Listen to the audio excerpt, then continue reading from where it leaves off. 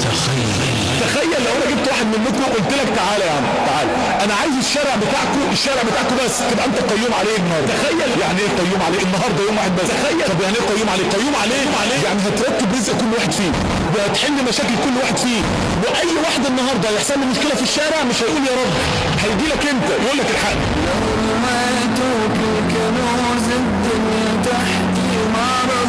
الحامل اللي عندها مشكله، اللي عنده مرض هيجي يقول لك الحقني، اللي متشكل مع مراته هيجي يقول لك الحقني، اللي فقر ومحتاج فلوس هيجي يقول لك الحقني، اللي عنده امتحان بكره ومش لاحق يذاكر هيجي يقول لك الحقني، اللي عنده ازمه او حد بيهدده هيجي يقول لك الحقني، اللي عنده مرض او قلق او اكتئاب او اي مشكله هيجي يقول لك الحقني النهارده. يا كل ده استنى يا حبيبي.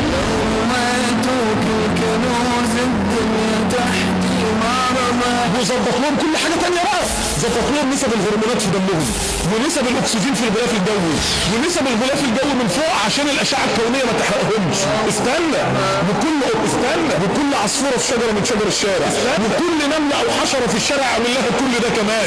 استنى وكل واحده حامل، كل واحده حامل تابع لها اللي في بطنها، وكل واحده ولدت ظبط لها نسب الغذاء في لبن الرضاعه بتاعها. ده كل ده يا جماعه جزء من القيام على شارع واحد.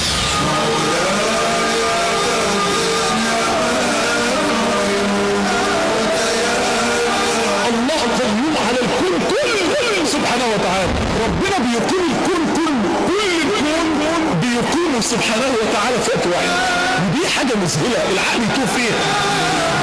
في نفس اللحظه ربنا بيقوم على امر مليارات الملائكه، في نفس اللحظه اللي بيقوم فيها على امر مليارات الافلاك اللي متعلقه في الفضاء، في نفس اللحظه اللي بيقوم فيها على امر مليارات البشر والحيوانات والحشرات والاسماك، في نفس اللحظه اللي بيجيب فيها دعاء الكون كله. كفايه يوم عرفه ال 4 مليون اللي بيقفوا على جبل عرفه، كل واحد بيدعي بلغه غير الثاني ودعاء غير الثاني ويصبحوا كلهم ويجيبوا كلهم. في نفس اللحظه اللي بيراقب الكون كله، احنا 6 مليار بشر على وجه الارض، عينين ال6 مليار في رقابه الله. في نفس اللحظه اللي ربنا سبحانه وتعالى بترفع اليه اعمال البشر كلها ويفصل فيها ويبت فيها. في نفس اللحظه اللي بيرتب رزق المليارات دي كلها من المخلوقات دي كلها، بيرتب رزق ورزقك رزق 6 مليار لا، ورزق الاجنه في بطون امهاتها، ورزق الطيور في الاوقار في اعالي الاشجار، ورزق الحيتان في اعماق البحار. انت خايف من ايه وهو معاك؟ خايف تفتقر؟ خايف 30 40 سنه بيرزقك كل يوم، خايف ولسه خايف ما يرزقكش، خايف من السرطان، ده ربك قدرته بيستوي فيها شفاء البرد وشفاء السرطان، خايف ان حد يظلمك او يفتري عليك او يستضعفك، خايف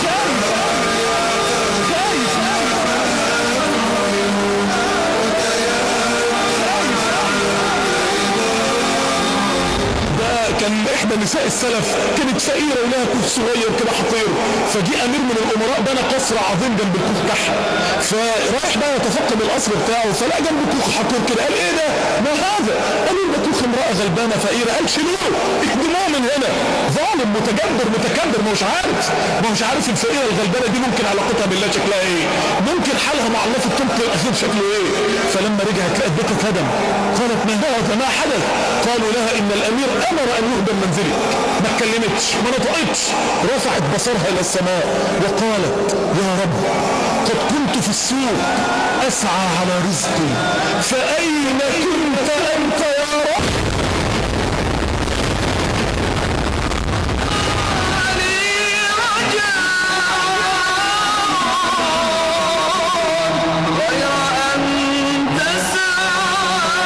فما انتصف النهار حتى خسف الله بقصر هذا الامير.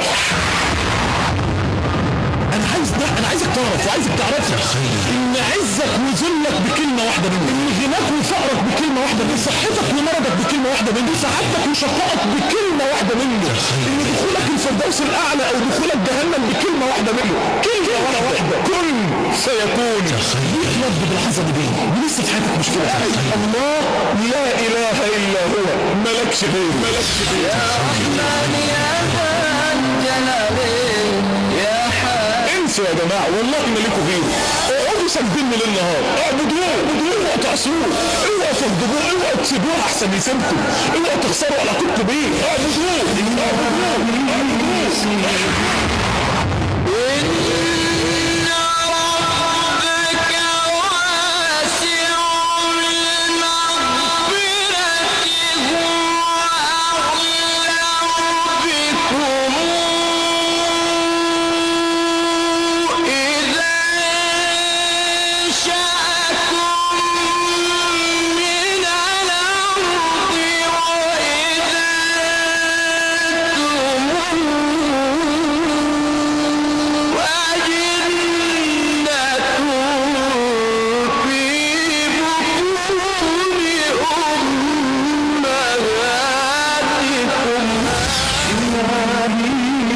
حبيبي